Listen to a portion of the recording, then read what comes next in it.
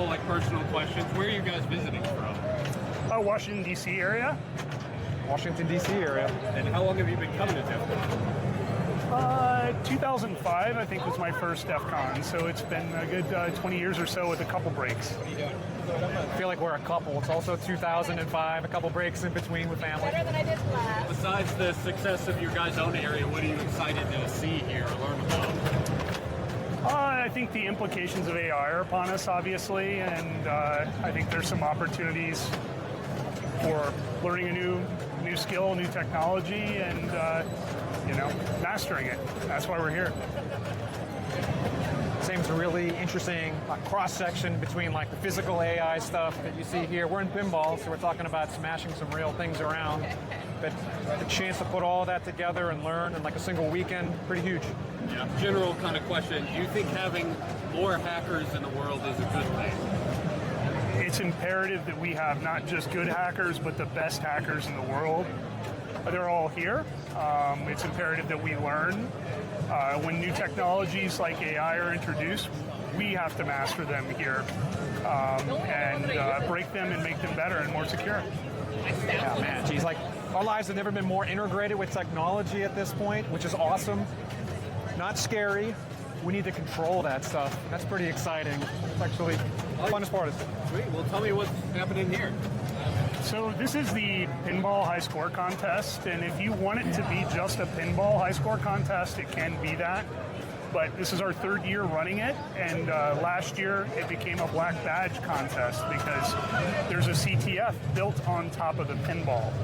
And it's quite an extensive CTF. It took 32 hours for it to fall.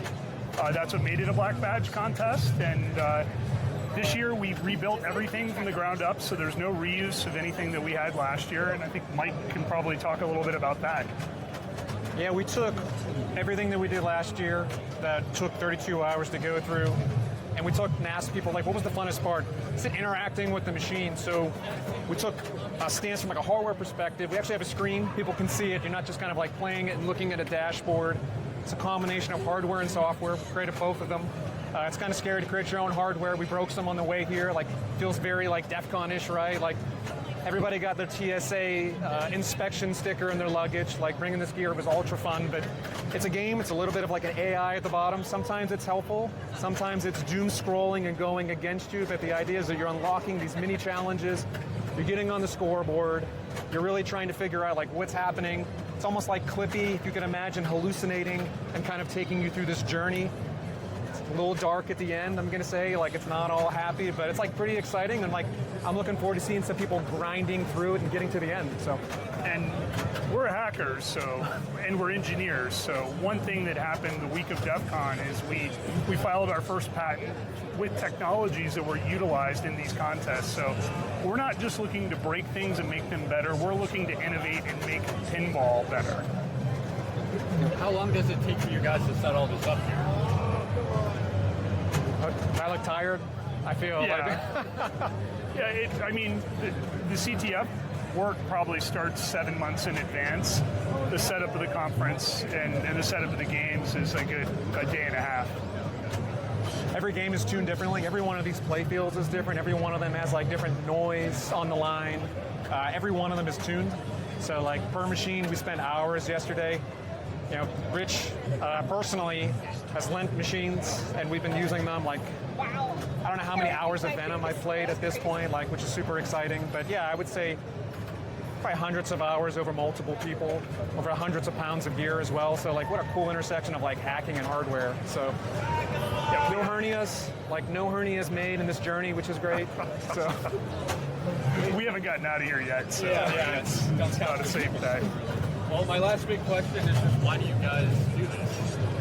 I know it's like a big volunteer thing, pretty much everybody here. So talk to me about your background. Yeah, I think I like the idea for this next generation, and I see so many new hackers coming in, or hackers coming in with their parents and saying, you know, thank you for bringing this. It introduced my son or my daughter or child to, you know, a discipline that they can get more involved with. They're learning to break a code. They're learning a new language.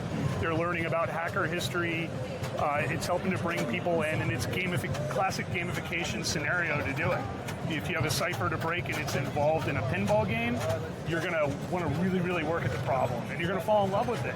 And at the end of the day, we love pinball. I talked about a scenario. My grandfather introduced me to an electromechanical pinball machine in the 1980s, and today in 2026, an IoT-connected pinball machine, I want it to be available for my kids. And the only way to do that is to make sure that they're built in a secure manner that's survivable into the future. And so that's hopefully my stamp on this for DEF CON. Yeah. Everything Rich said, I look over there and see people lined up to play the game. I love it. It's what drives me. They like hacking. They like playing pinball. They like quests. I'm in for all of that. So probably the biggest driver, watching other people enjoy it. So. Can I throw one more question at you, fellas? I'm just curious, where do these machines live when they're not at DEF CON, and is there a bigger collection of them somewhere? Oh boy. So one of the things we did that made this successful was we gave a board level briefing to Stern Pinball. We had that Fight Club Scott sponsorship moment, and they said, yeah, we want to reach a bunch of IT people that could possibly afford to buy games, and you know, we want to have secure products. It just checked all the boxes for them. So they sponsor us every year, and it's a huge deal to have that type of sponsorship.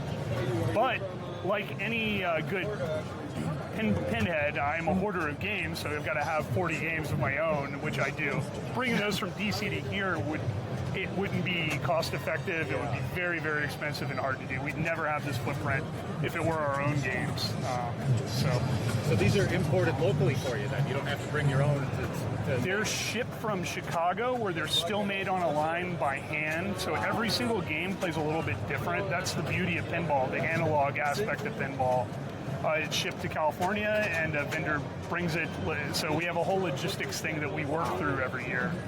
And then all of our CTF hardware and everything else, we're all bringing it in our bags, sometimes getting notes from our friends at TSA. Do you have anything involved in the selection, or do you just grab a random bunch of games? Is there a reason you got these particular machines here? Most of them are the latest and greatest games, and it's, you know, obviously to the benefit of the company to show their games, but sometimes we bring older ones that are great players that play quickly so that we can turn over a game quickly and get more people through our CTF, and more play, more fun. Yeah.